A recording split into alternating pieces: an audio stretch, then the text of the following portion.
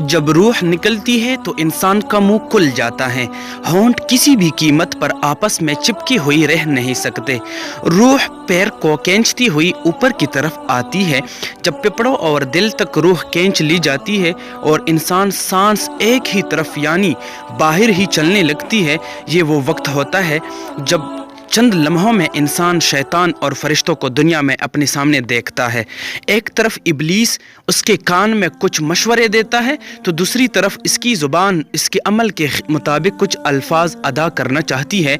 अगर इंसान नेक हो तो इसका दिमाग इसकी ज़ुबान को कलमा शहादत की हिदायत देता है, और अगर इंसान काफिर हो, बद्दीन, मुशरिक या दुनिया परस्त होता है तो इंसान का दिमाग कन्फ्यूजन और एक अजीब हैबत का शिकार होकर शैतान के मशवरे की पैरवी करता है और बहुत ही मुश्किल से कुछ अल्फाज ज़ुबान से अदा करने की भरपूर कोशिश करता है।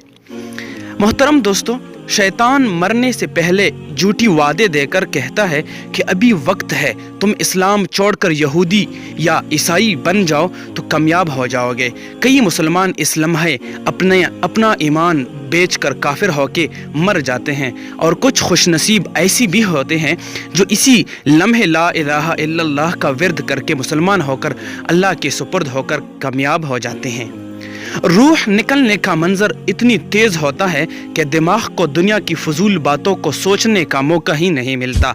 इंसान की रूह निकलती हुई एक ज़बरदस्त तकलीफ ज़हन महसूस करता है, लेकिन तड़प नहीं पाता, क्योंकि दिमाग को छोड़कर बाकी जिस्म की रूह इसके हल्क में इकट्ठी हो जाती है और जिस्म एक गोश्त के बेजान लोतड़े के तरह पड़ा हुआ होता है जिसमें कोई हरकत की गुंजाइश नहीं रहती। आखिर में दिमाग की रूह भी खींच ली जाती है। आंखें मलकुल मौत को रूह ले जाती हुई देखती हैं, इसीलिए कि आंखों के पतलियां ऊपर चढ़ जाती हैं, या जिस सिमत फरिश्ता रूह कब्ज़ करके जाता है इसी सिमत की तरफ होती है। दुनिया के ए मुसाफिर, मंजिल तेरी कब्र है, तय कर रहा है जू तू, 2 दिन का ये सफ़र है।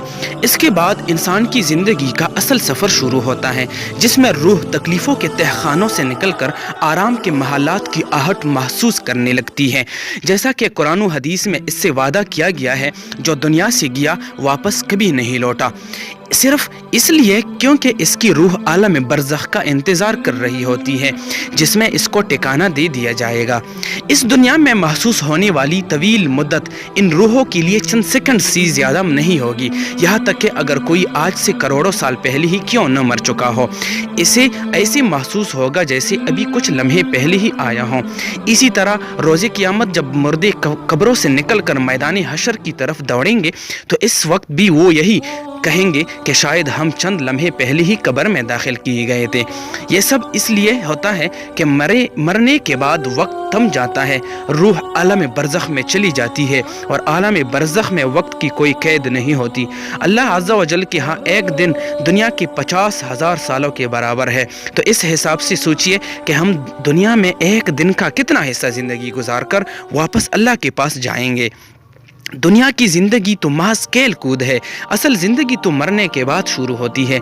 मोमिन की रूह इस तरह खींच ली जाती है जैसे आटे से बाल निकाला जाता है, या जैसे माँ अपने बच्चे को सो जाने पर अपने तन से अलग कर लेती है, और गुनाहगार की रूह खारदार दरख्त पर पड़े सूती कपड़े की तरह खींच जाती है, जिससे कपड़ा जगह जगह से ज़ोरदार झटके से पट कर निकल आए। इसी तरह गुनाहगार की रूह निकलने का इस गुनाहगार को तकलीफ़ होती है।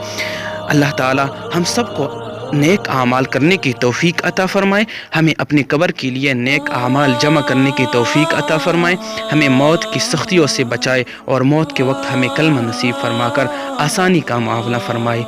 आमीन सुम्मा आमीन।